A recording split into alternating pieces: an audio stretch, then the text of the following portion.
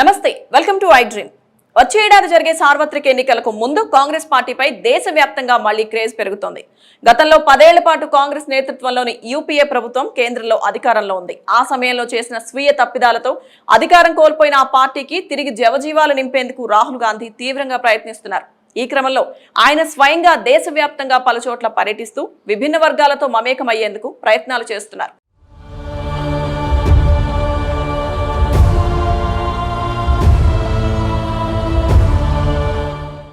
స్థానికంగా ఉన్న కాంగ్రెస్ పార్టీ శ్రేణులు కూడా ఇప్పుడు రాహుల్ బాటలోనే సాధారణ ప్రజల్ని ఆకట్టుకునేందుకు ప్రయత్నిస్తున్నాయి.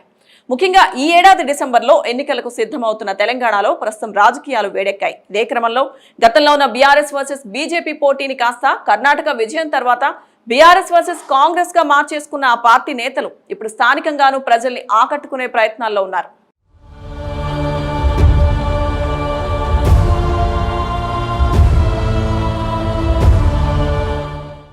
ఇందులో భాగంగా తెలంగాణలోని ఓ జాతీయ రహదారి పక్కన తాజాగా ఓ టీ స్టాల్ ఏర్పాటు చేశారు. అంతేకాదు టీని రాహుల్ గాంధీని కలుపుతూ ఓ స్లోగన్ కూడా తయారు చేసేశారు.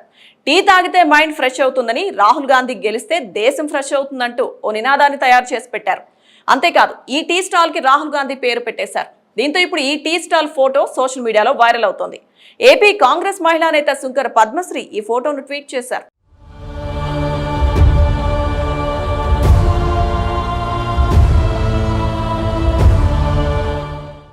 గతంలో పలు టీ స్టాళ్లలో కూర్చొని అక్కడ స్థానికులతో రాహుల్ గాంధీ ముచ్చటించారు. గతంలో తాను ఛాయ్ వాలాగా చెప్పుకుంటున్న ప్రధాని మోదీని టార్గెట్ చేస్తూ టీ కొట్టు నడిపే వారి కష్టాల్ని హైలైట్ చేశారు. ఇప్పుడు ఏకంగా రాహుల్ గాంధీ పేరుతోనే కాంగ్రెస్ పార్టీ సానుభూతి పరులు కొందరు ఈ స్టాల్ ఏర్పాటు చేసినట్టు తెలుస్తోంది. అయితే ఇది తెలంగాణలో ఎక్కడ ఏర్పాటు చేశారన్నది మాత్రం తెలియరాలేదు. టీ స్టాల్ బోర్డుపై రాసిన అక్షరాల్ని బట్టి ఇది తెలంగాణ ప్రాంతంలోనే ఏర్పాటైనట్టు తెలుస్తోంది.